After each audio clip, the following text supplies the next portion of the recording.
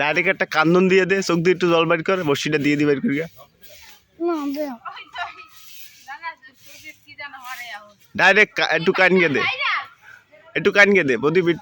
এই সুন্দর সুন্দর আইছে, কান্দনটা আইছে আইছে আইছে। আবে আবে আবে কান্দনটা আবে বেটা, কান্দনটা আওয়ার সময় তুই থামিয়ে যাও, এটা কেন?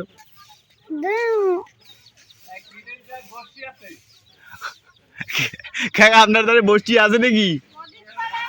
হ্যাঁ, ওর একটা বসছি লাগে। মুই কইছি কি জানেন?